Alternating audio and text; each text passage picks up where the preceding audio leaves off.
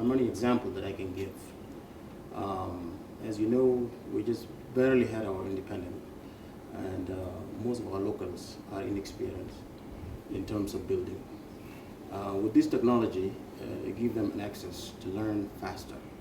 It doesn't require, experienced personnel to do the job.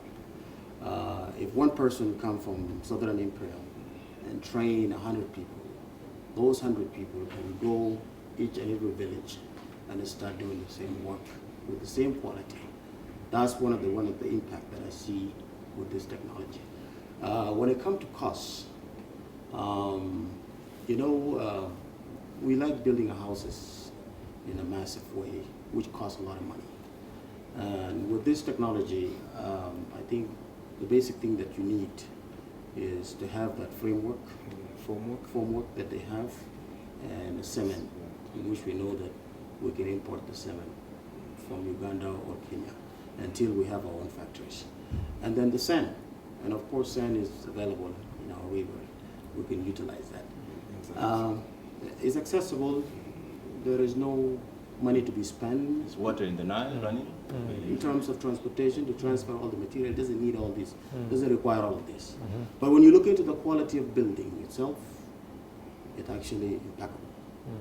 So that's what we look at as the South Eagle company. When we look into that, I think that we can help our people get into home faster enough, being able to enjoy the life that they fought for. Okay, let me get back to the guest again, the guest in this country. What do you make of South Sudan so far, of the last 2-3 days that you've been here? But before you answer that, let's just go for a short break, and when we come back, we'll talk more about that. We're going for a short break, and Investors Corner is back shortly. Stay tuned.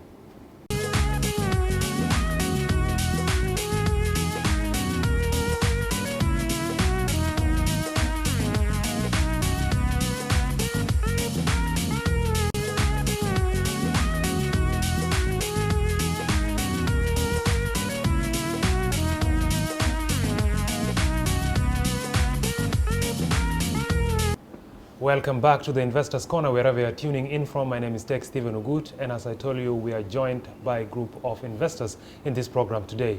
And as I was asking you, you've been in Juba for what, 3-4 days now? 4 days. Yes. 4 days. What do you make of your visit in Juba so far? It's been a very hectic week, but we wouldn't like to have it done in any other way. So that's been great. We've learned a lot, and we've met with a large number of government ministries, and also the John Garang Memorial University, as you pointed out.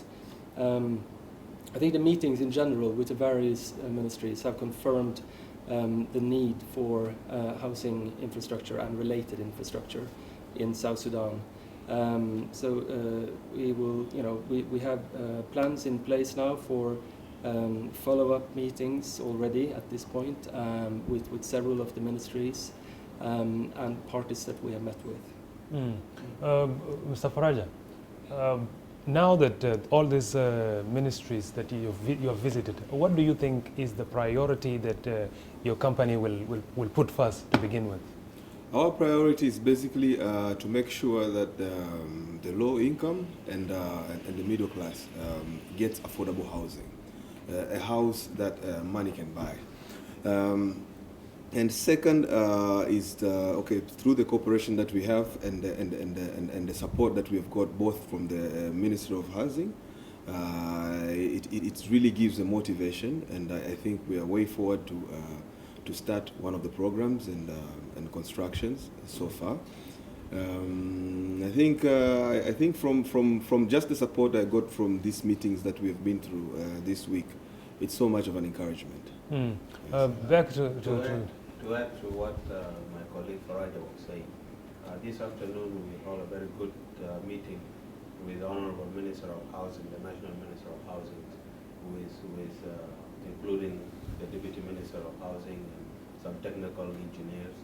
And we set up some of the follow-up meetings, because we know the Ministry of Housing and the Republic of South Sudan got a lot of projects in the pipelines, and the time factor was limited, so we set up that we would have a lot of follow-up meetings so we can put our priorities in order, and we see where we can kickstart any kind of program that is ready to be implemented right away, right after now the peace has been realized. And in the next 6 months, 7 months, 8 months, we are ready. And we got a good feedback from all the honorable ministries that we went to, and all honorable ministers that we met with them, and the commissioner of Juba, Comrade Stephen. We also had a very productive meeting with him, and he actually encouraged us a lot that we will have other follow-up meetings also that we will be doing, though our guests will travel back, but South Eagle is going to remain here, and we will follow up those meetings.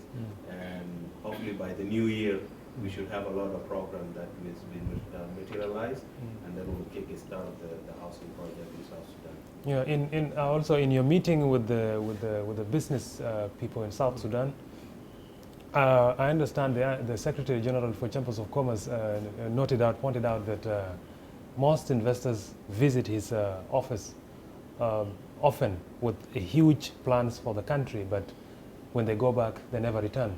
What does that make your company? Is it the same, or?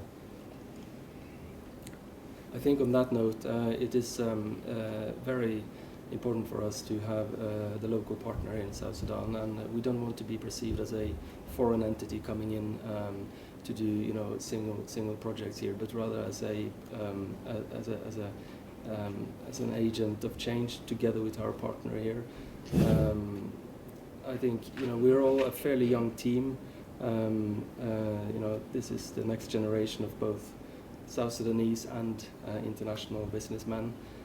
We see what technology can do in terms of improving the provision of housing infrastructure, and I think that is the least of our concerns right now. Whether we are going to not work in South Sudan. We are here to make a positive social impact, to make a profitable business together with our partners. And I think our only concern at this stage is how to address the universe of opportunities that there seems to be in South Sudan presently. Back to you, Angelo. As he said clearly that it's a partnership now between South Eagle and Southern Imperial. What do you make of this partnership? And also, back to the question of investors, foreign investors leaving the country. My colleague, Dr. Maliet, used to say that they need to be followed up. Even if they leave, we need to follow them and find a way of getting them back. Now that this is a partnership, what do we expect from this partnership? I think you should expect more from us as a nation. This is the first time we have introduced the investor to the country. And like I said earlier, Joel and I, we have international background. We know how things are done.